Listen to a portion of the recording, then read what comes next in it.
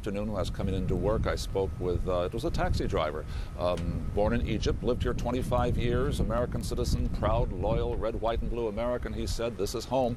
And yet he said, as an Arab American, I know these are going to be very, very tough times to come. Colleen, back to you.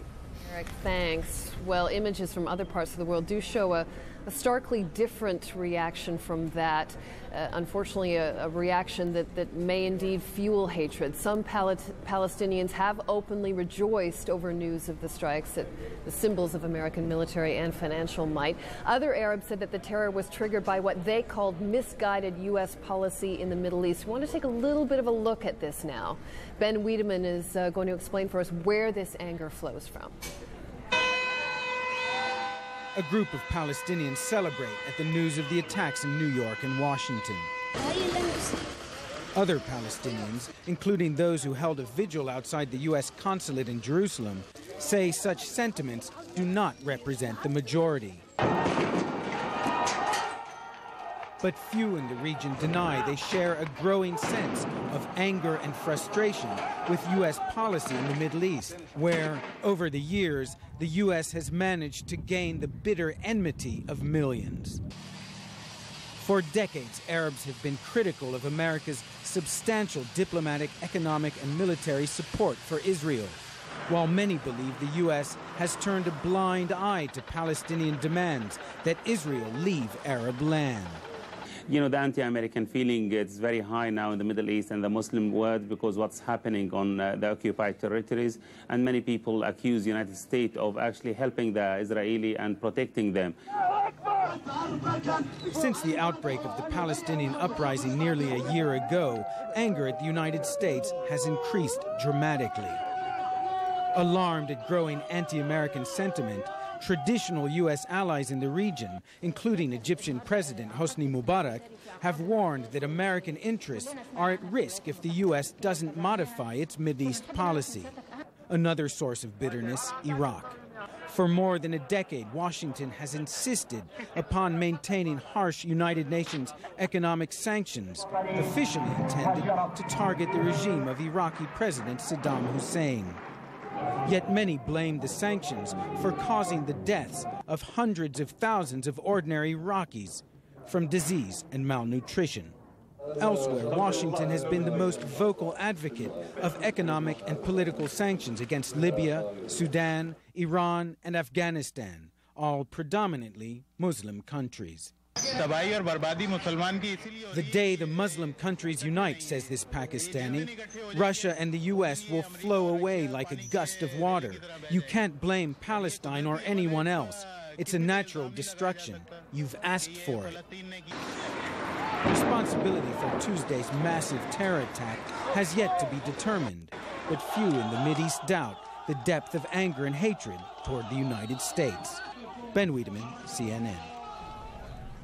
Now, the current conflict in the Middle East began nearly a year ago, and the perceived U.S. support of Israel has angered many people, as you just heard. And for more perspective on all of this, we're going to be joined now by Hisham Melhem. He's the Washington bureau chief of Asafir. That's a leading Lebanese daily. Let me begin by asking you, obviously, the Arab community is concerned about what retribution it may face, undeservedly in the weeks or months ahead. But at the same time, how ready is the Arab American community that is uniquely positioned in order to help in this investigation? How ready are they to pitch in?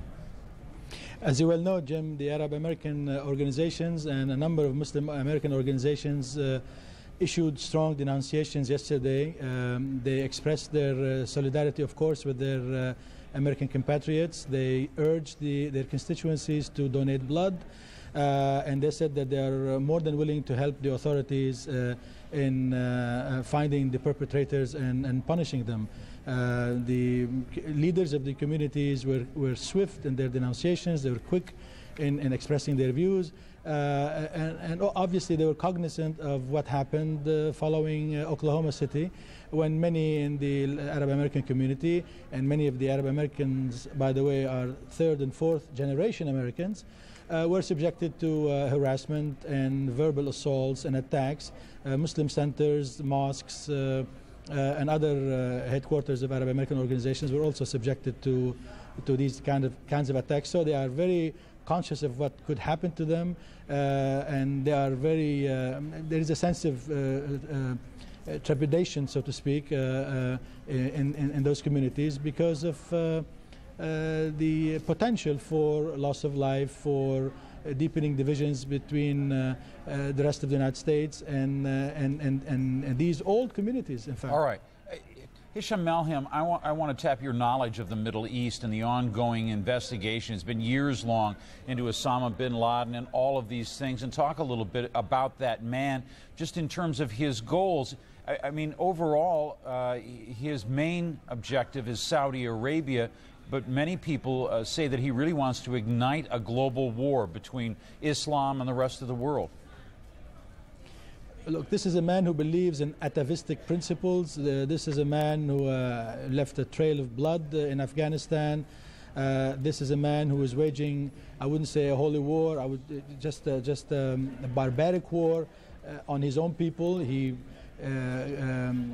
wrapped himself in a Muslim garb, but whatever he has done, whether in Afghanistan or whether against the Saudis or whether against the Americans, has nothing to do with Islam. In fact, his own country denounced him. He has no real support in the Arab world. He is benefiting, unfortunately, from that deep sense of grievance that exists in the region, in the Arab world, because of the ongoing Palestinian plight, and because of what most Arabs, in fact, and most Muslims see as strong American unqualified support for Israel. He's benefited also from the ongoing tragedy in Iraq, and unfortunately he had enough funds and he has the support that the Taliban government would share Osama bin Laden's distorted, barbaric view of the rest of the world, if you will. And he's been waging a war not only against the West, he's waging war against his own people, against the religion that he claims he's defending. Hisham Melhem, the U.S. president said he wants to build up a broad-based coalition, one that would include Islamic countries, one that would include Arab countries. What do you think the likelihood of that is? Obviously, you cannot find this kind of terror by military means alone. Of course, you cannot fight it also alone without the collaboration and the support, or at least the tacit understanding of some of those key states in the region. Look, the Saudi government, the Egyptian government, the Jordanian governments, these are governments that are very close to the United States. They suffered from this kind of terror in the past. Their regimes are under tremendous pressure from their own people because of this frustration over the American inaction or the lack of resolve in putting an end to the ongoing tragedy of Palestine. But I think if the American authorities could come up with credible evidence pointing to bin Laden as the responsible, the party responsible for these heinous crimes in New York and in Washington, and if the United States embark on some sort of a military retribution or act against the bin Laden or the Taliban government, and there were no collateral casualties, quote unquote, I think there will be a great deal of understanding in the Arab world. That doesn't mean that there are some people in the region who may sympathize with Osama bin Laden because they believe in this kind of war among civilizations, but I would argue that this is a tiny minority, and I would argue that this tiny minority has no solution to the problems that are besetting the region. All right, Hisham Melhem, we're going to have to leave it right there. Vasafir, our thanks to you for being with us, as always, Hisham. Colleen. All right, thank you, Jim. We do have some updated information just coming in right now from CNN's Justice Department correspondent Kelly Arena, so we want to bring that to you right now. The FBI saying it's working on the assumption that there were between 12 and 24 hijackers involved in these attacks. Law enforcement sources telling CNN that there may be as many as 50 people. That's maybe as many as 50 people involved in the planning and the execution of the attacks. These would be people who could be associates, for example. So law enforcement sources saying there could be maybe as many as 50 people involved totally.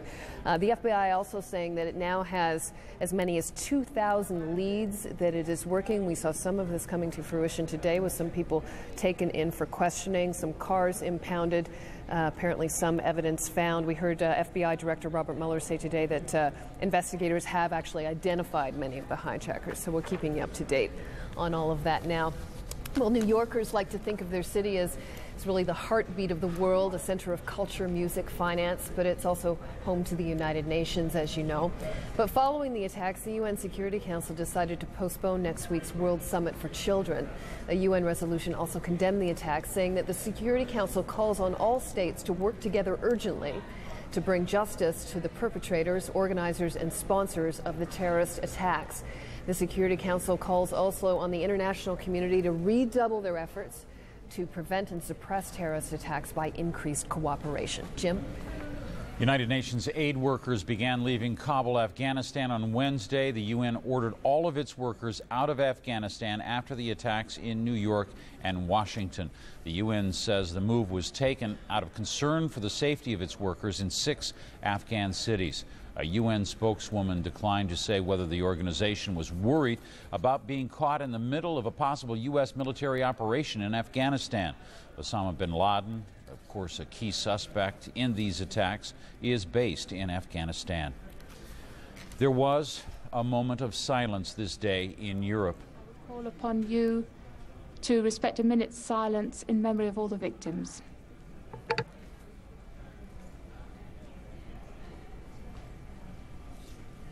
The silence, another sign of the far-reaching impact of Tuesday's tragic events in New York and Washington, as the European Parliament remembered the victims. In a further mark of respect, Friday, September 14th is now declared a day of mourning throughout the 15-nation European bloc.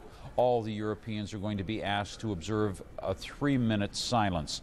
At the end of a special session, the European Parliament also pledged to support the United States in its search for those who are responsible for the attack on the World Trade Center and the Pentagon. Well, we have been seeing support for the United States government flowing in from halls of leadership worldwide. And on the distant streets of distant lands, regular citizens are watching and also mourning for the American people.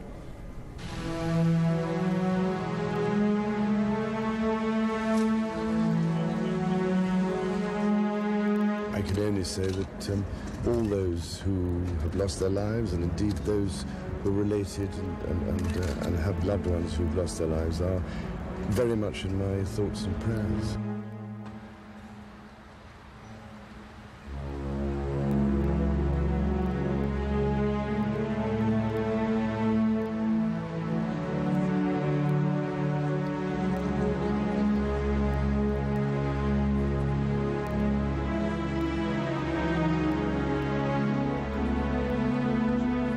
I react to the families hearing the news, how their lives are never going to be the same. And I feel their pain. I saw that building collapse and I broke down in tears. I was just sobbing because this is pain. This is human suffering.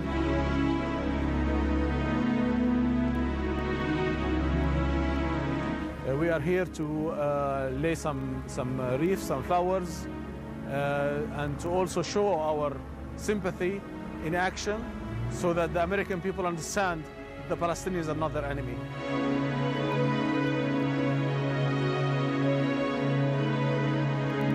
On behalf of the citizens of Belfast, I would like to extend our deepest condolences to the people of the United States of America following the terrible atrocity.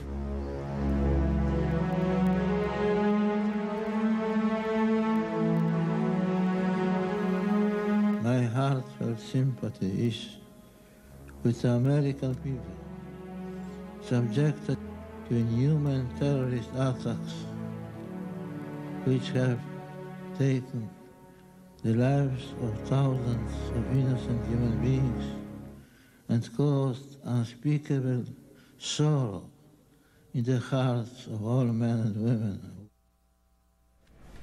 Well, now to some, I guess it goes in the unfortunate category of news I wish we didn't have to report.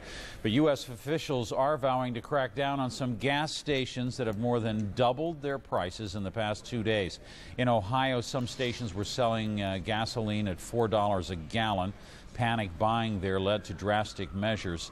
The mayor in one city shut down the city's 9 gas stations. In Kansas, the hike was even higher. One station was reportedly charging more than $5.50 a gallon. Our European viewers, I hope they're not watching this. That's just about the regular price. The American Automobile Association says such hikes are unfair.